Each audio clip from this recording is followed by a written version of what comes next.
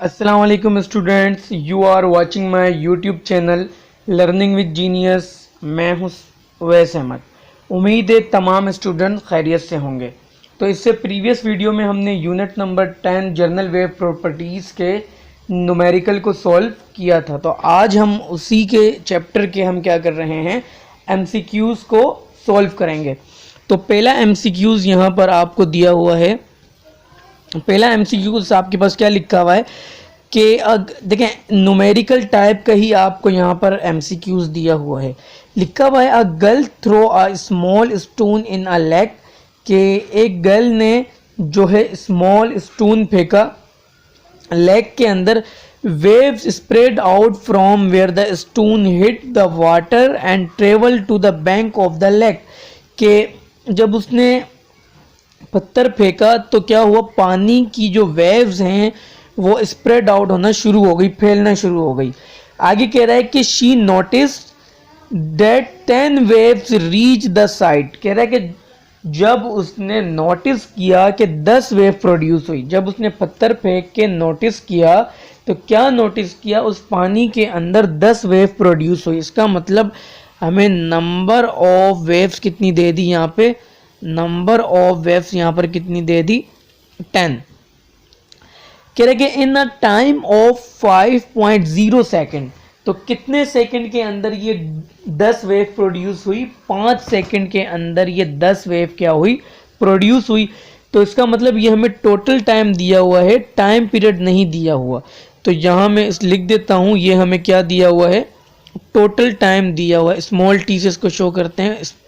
Total time कितना दिया हुआ है, 5 सेकेंड।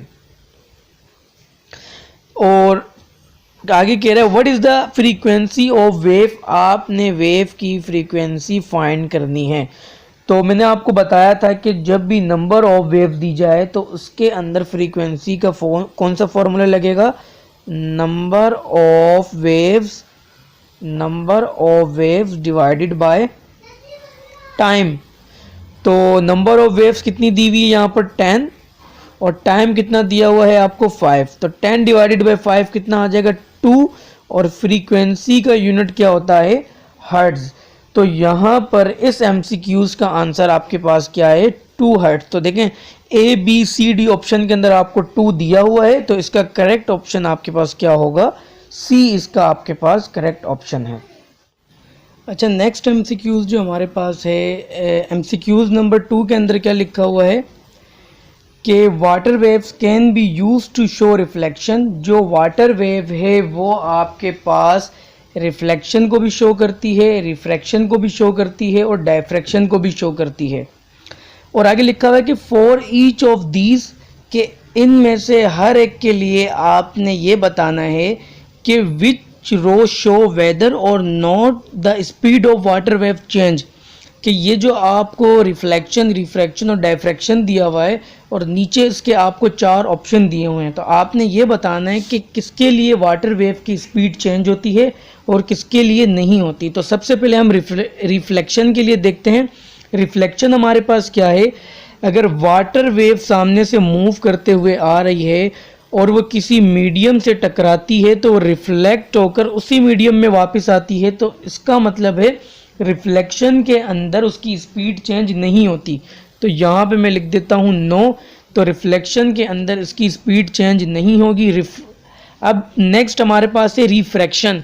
तो रिफ्रैक्शन के अंदर क्या होता है कि जब भी वेव, यहाँ पे हमने क्या पढ़ा था कि डीप वाटर लिखा हुआ है और एक आपके पास क्या है, शैलो वाटर, कि जब जो वेव्स हैं वो डीप वाटर से मूव करते हुए शैलो वाटर में जाती है तो उसकी डायरेक्शन भी चेंज हो जाती है और उसके साथ उसकी स्पीड भी क्या हो जाती है, चेंज हो जाती है। तो इसका मतलब रिफ्लेक्शन के अंदर स्पीड चेंज नहीं होती और जो रिफ्रैक्शन है उसके अंदर स्पीड चेंज होती है। तो यहाँ पे मैं लिख देता हूँ यस। सेकंड आपके पास है डायफ्रैक्शन। तो डायफ्रैक्शन के अंदर क्या होता है कि जब भी वेव एक स्मॉल होल से पास होती है तो वो इस तरह स्प्रेड आउट होना शुरू हो जाती है, मतलब फैलना शुरू हो जाती है। तो इससे भी हमें ये पता चला डायफ्रैक्शन के अंदर भी जो वेव की स्पीड है वो चेंज नहीं होती। तो आप देखें सी के अंदर आपके पास क्या लिखा हुआ है रिफ्लेक्शन में लिखा हुआ है नो, रिफ्रैक्शन में लिखा हुआ है यस, और डायफ्रैक्शन में भी क्या लिखा हुआ है नो। तो इसका मतलब है कि सी इसका करेक्ट ऑप्शन है। तो सी आपके पास सेकंड एमसीक्यूज जो है उसका सी ऑप्शन आपके पास सही है।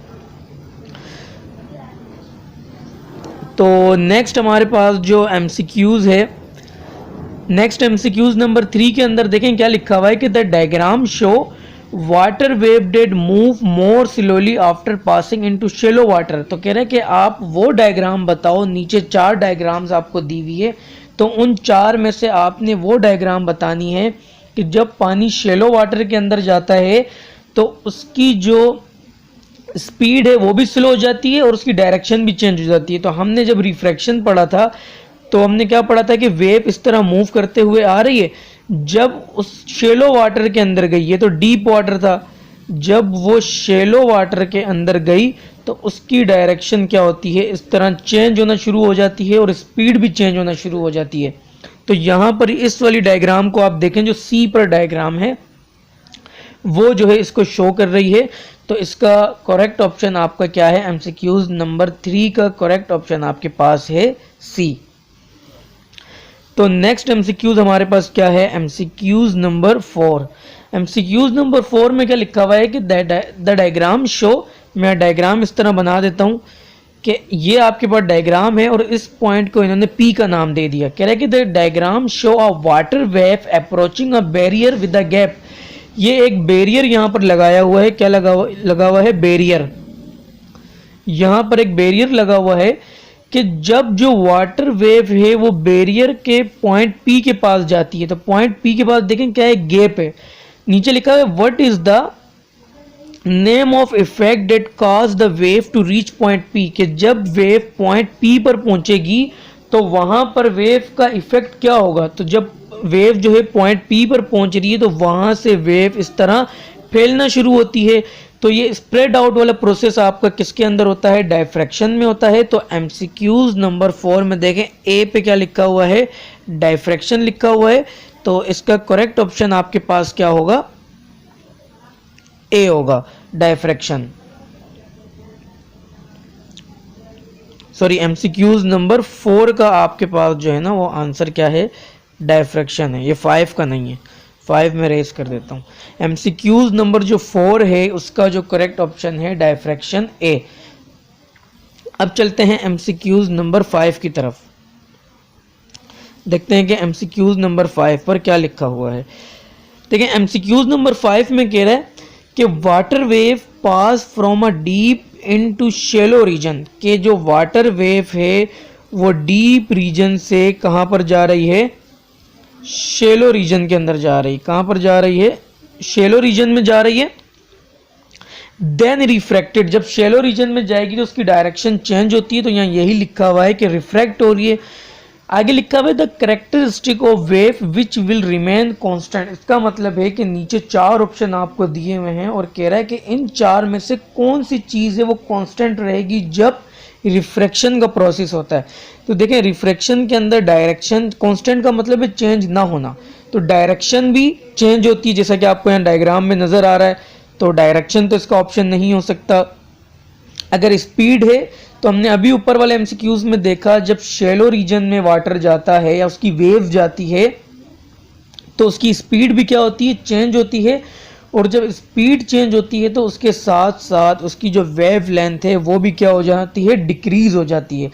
तो एमसीक्यूज नंबर 5 का ऑप्शन क्या है आपके पास, बी, फ्रीक्वेंसी उसकी चेंज नहीं होती। अगर डीप वाटर से शैलो वाटर के अंदर वेव जाती है तो उसकी फ्रीक्वेंसी चेंज नहीं होती। तो इसका करेक्ट ऑप्शन आपके पास क्या है, एमसीक्यूज नंबर 5 का करेक्ट ऑप्शन आपके पास है बी। अच्छा, नेक्स्ट हमारे पास है एमसीक्यूज नंबर 6। एमसीक्यूज नंबर 6 में लिखा हुआ है कि which is not a characteristic of wave. इनमें से कौन सी जो कैरेक्टरिस्टिक है वो वेव की नहीं है।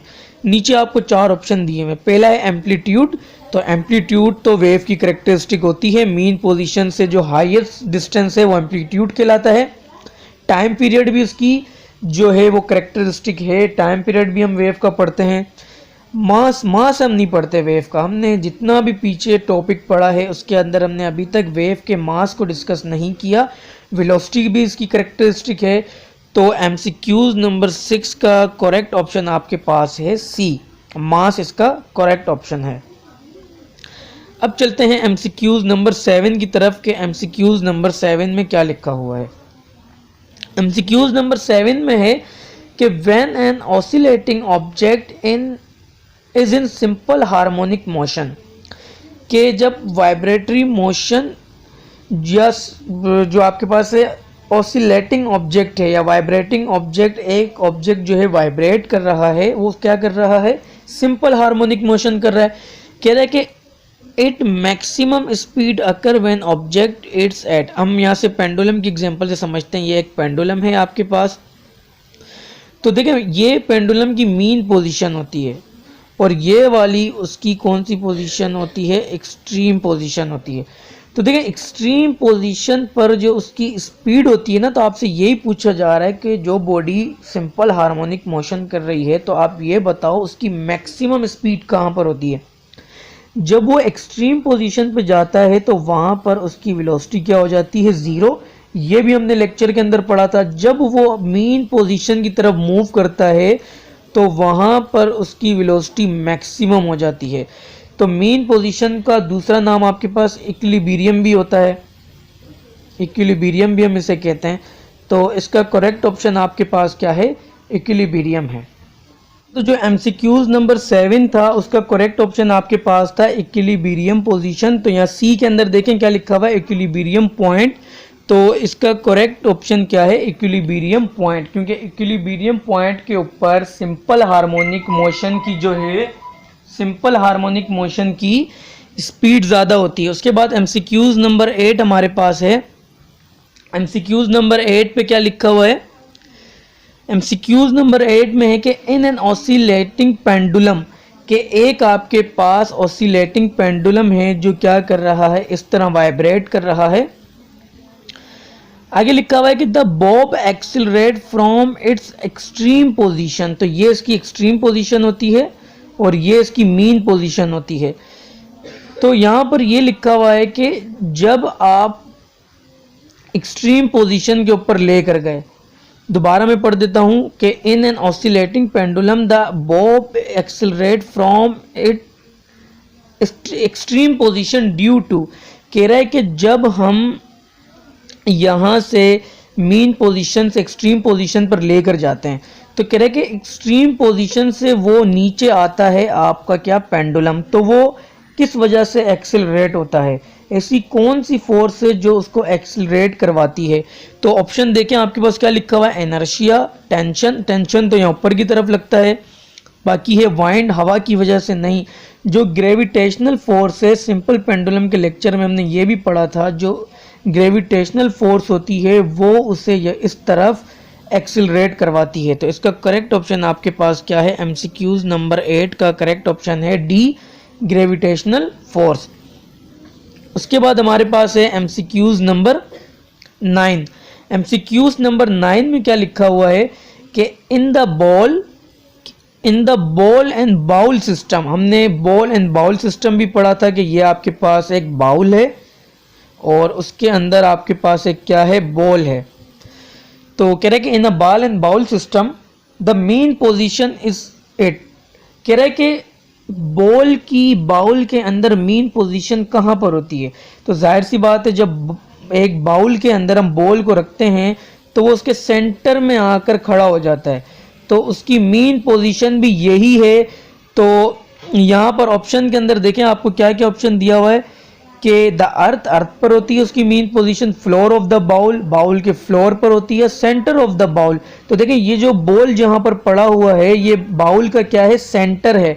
तो इसका करेक्ट ऑप्शन क्या है, सेंटर ऑफ बाउल।